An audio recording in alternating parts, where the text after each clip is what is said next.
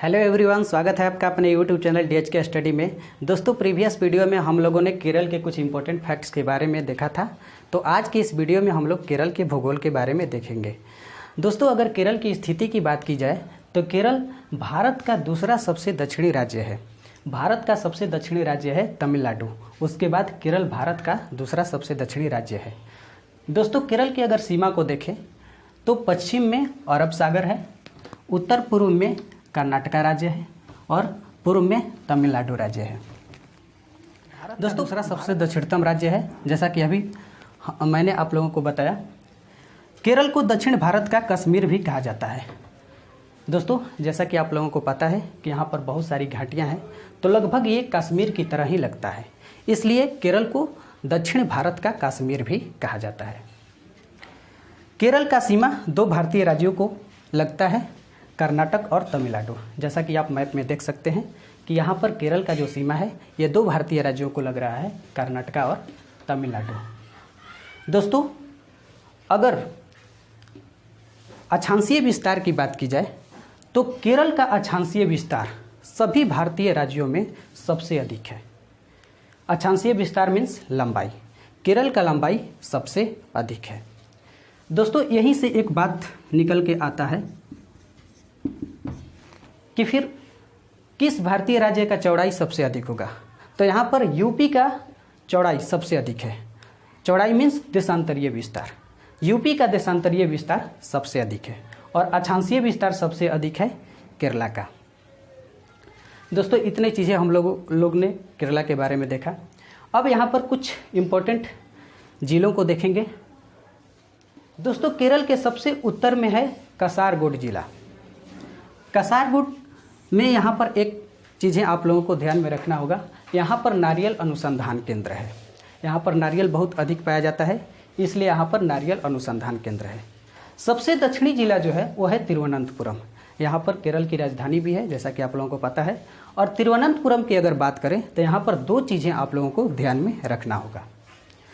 यहाँ पर विक्रम साराभाई अंतरिक्ष केंद्र और वायुसेना का दक्षिणी कमान का मुख्यालय भी स्थित है। ये दो बातें आप लोगों को ध्यान में रखना होगा।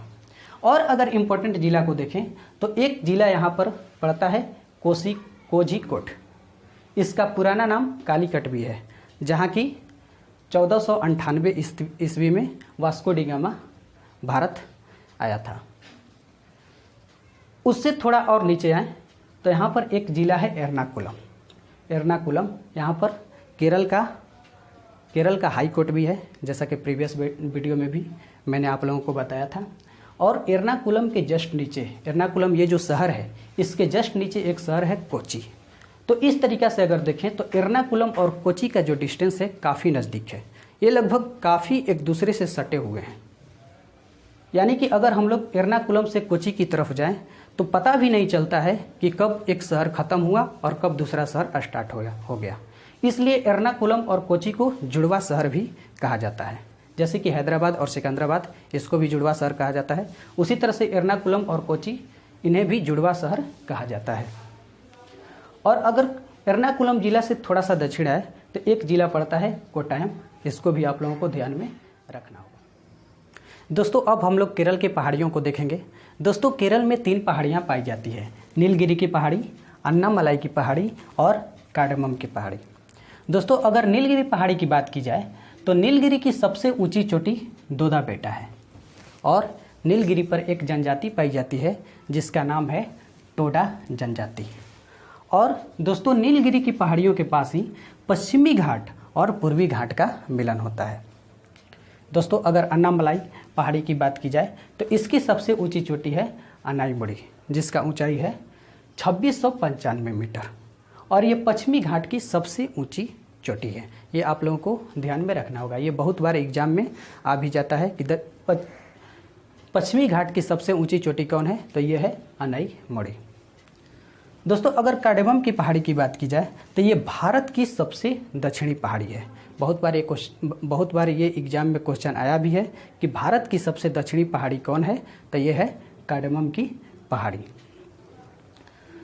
अब दोस्तों, अब यहाँ पर हम लोग देखेंगे कि नीलगिरी और अन्नामलाई, इन दो पहाड़ियों के बीच ये जो दर्रा है उस दारा का नाम है पाल दारा।